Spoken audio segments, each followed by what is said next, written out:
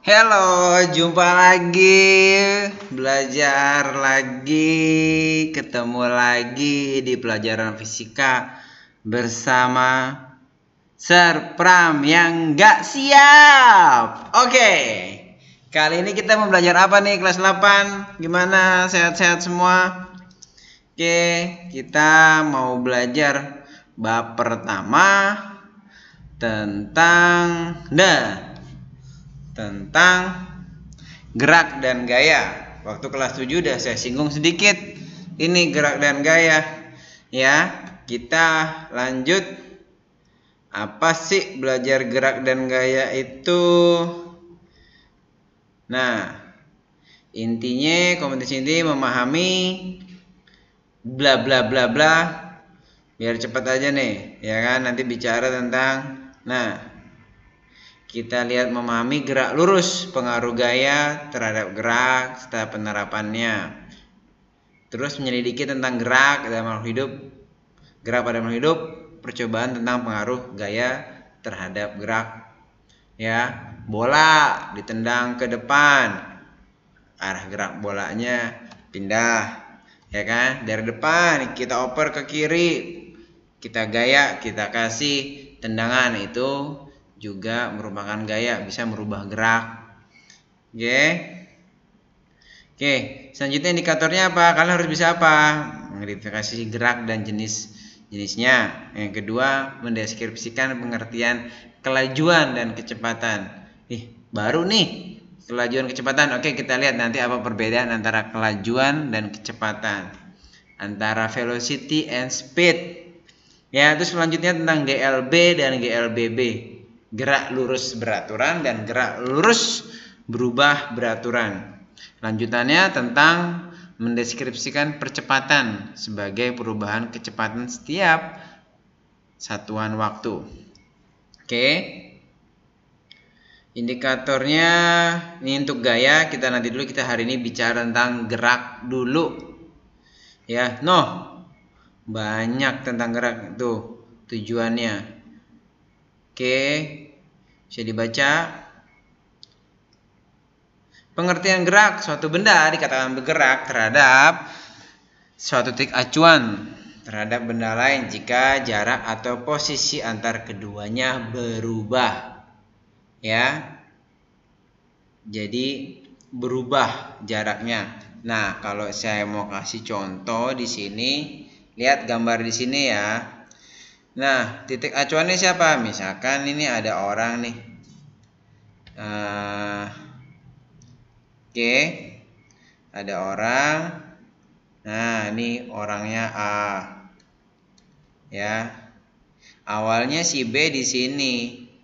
Nah, si A ini sebagai acuan titik tumpunya, gitu loh. Awalnya B di sini. Si B jadi pindah kemari. Ya, ini B aksen.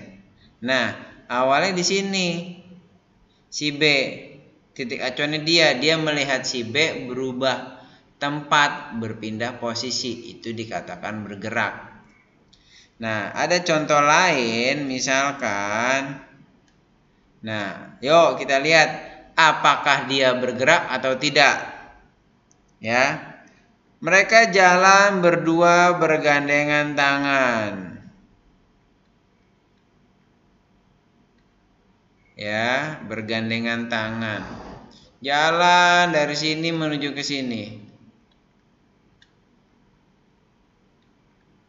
Dalam fisika, karena mereka berpegangan tangan, berarti kan jarak mereka sama. Ya enggak? Kalau A sebagai acuan melihat si B, itu dalam fisika dikatakan tidak bergerak karena tidak berpindah posisi. Ya, A melihat B, begitupun kebalikannya. B melihat si A, tidak bergerak kalau dalam fisika. Oke ya. Kita lihat lanjutannya. Nah, gerak bersifat relatif.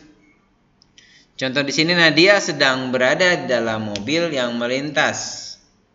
Si seorang pengamat yang sedang berada di tepi jalan raya. Ya. Nah, Pengamat di tepi jalan raya, yang kedua nih, pengamat di tepi jalan raya melihat Nadia sedang bergerak bersama mobil terhadap sebuah kota. Ya. Nadia, yang ketiga, Nadia yang sedang berada dalam mobil akan melihat bahwa pengamat bergerak dengan arah yang berlawanan dengan arah gerak Nadia. Nah, padahal si pengamatnya cuma diam, cuma duduk doang, dia nggak kemana-mana. Di sini kita bisa melihat gerak benda bersifat relatif, tergantung pada pengamat dan titik acuan yang dipergunakan. Kalau yang pertama kita lihat di sini, Nadia, dia berada dalam mobil. Ya kan, melintasi sebuah pengamat, ya kan. Kalau titik acuannya Nadia, dia melihat si pengamat bergerak, seolah-olah dia bergerak, gitu, ya kan. Makanya tinggal lihat acuannya siapa. Nah, si pengamat yang duduk tadi melihat Nadia bergerak bersama mobil terhadap kota, terhadap misalkan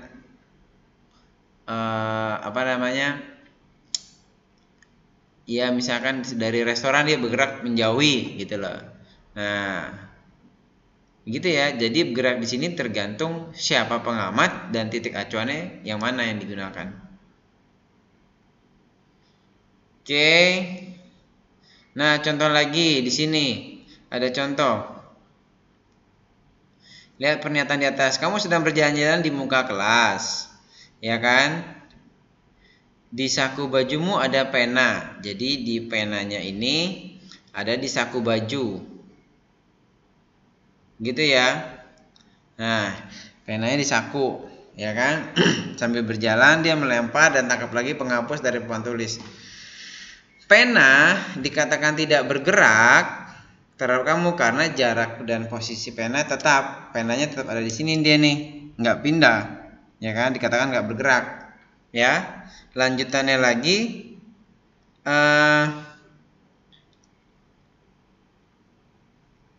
kamu dapat dikatakan di sini melakukan suatu macam gerak terhadap dinding kelas. Jadi kalau misalkan kamu jalan nih, kamu ke titik acuan dinding kelas, ini sebagai acuannya dinding kelas, kamu dikatakan bergerak karena kamu menjauhi atau mendekati dinding. Penghapus dapat dikatakan melakukan dua macam gerak, yaitu yang pertama gerak terhadap kamu dan gerak terhadap dinding kelas.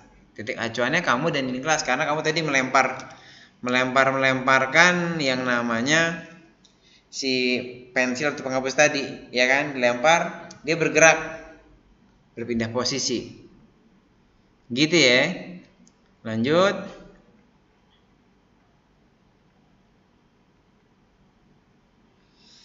Nah, di sini ada gerak sebenarnya dan juga ada gerak semu. Gerak sebenarnya adalah gerak suatu benda yang diakibatkan oleh perubahan jarak dan atau posisi benda terhadap titik acuan. Gerak semu adalah gerakan suatu benda yang sebenarnya diam, namun oleh pengamat teramati bahwa benda tersebut seolah-olah bergerak. Contoh yang gampang tadi tuh. Nah, contoh saat kita naik bis, ya kan, tiba-tiba kita kesannya melihat ada pohon-pohon berlari meninggalkan kita, padahal mobil kita yang bergerak, ya nggak sih? Padahal mobil kita yang bergerak, tapi seakan-akan pohon yang bergerak menjauhi. Dan juga kalau kamu melihat matahari, apakah dia bergerak? Nah, yang bergerak adalah bumi kita yang berotasi. Itu yang menyebabkan seolah-olah matahari bergerak. Itu dikatakan gerak semu. Gerak lurus, melintas lurus. Gerak melingkar, itu kayak jam di dinding, bagian itunya dia berputar. Kalau gerak parabola, dia semacam gerak parabola yang gini nih, dia nih geraknya yang gini nih. Itu kalau misalkan kayak lagi perang melempar mortir ya. Nah, gerak tidak beraturan ya, bebas, lintasannya tidak beraturan. Mau jalannya gini, mau gini, dia udah nggak lurus lagi. Oke, kita lanjut. Nah, di sini kita bicara jarak dan perpindahan. Ya, jarak dihitung seberapa jauh benda itu telah bergerak setelah meninggalkan titik acuan. Nah, kita lihat di sini. Jadi saya pakai warna yang merah nih. Nah, ini titik awal nih, titik acuan nih. Ya. Dia jarak, kan dia berhenti di sini, tapi dia jalannya lewat sini.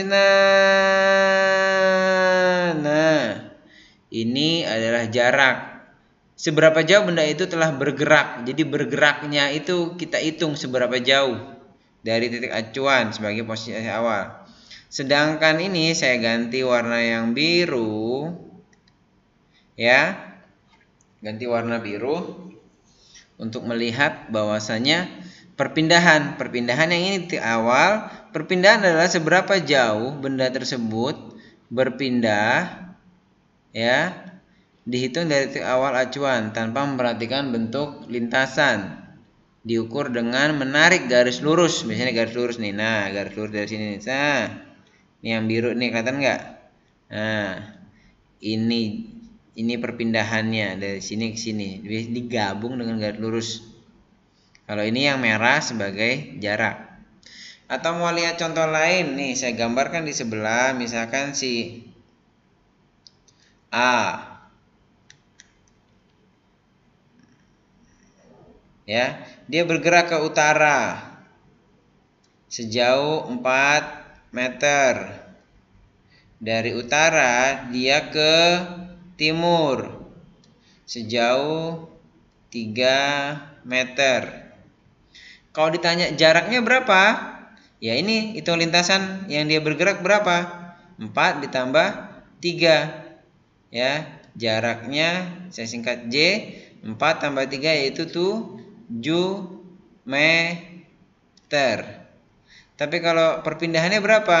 Nah, perpindahannya kita lihat di sini. Saya ganti warna dulu biar kelihatan bedanya.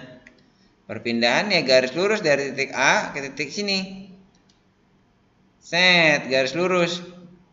Karena tadi dia utara dan timur, berarti ada siku-siku di sini. Ya kan? Berarti ini adalah Pitagorasnya. Pitagoras sisi miring dari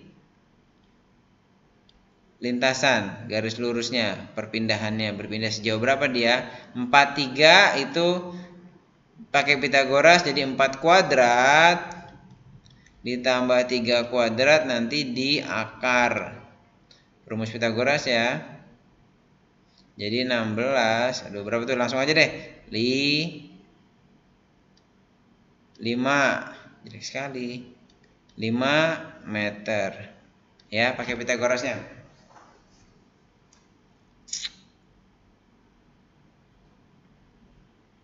Nah, di sini kita bicara kelajuan dan kecepatan. Kalau kelajuan tadi, nah, kelajuan dia pakai jarak. Nih, kelajuan pakai jarak dibagi waktu. Sedangkan nanti kecepatan dia pakai perpindahan. Rumusnya sama, tapi S-nya dia kelajuan pakai jarak, kalau kecepatan pakai perpindahan S-nya. Oke? Nah, kita sampai sini dulu, kita lihat nanti contoh-contoh soalnya. Oke?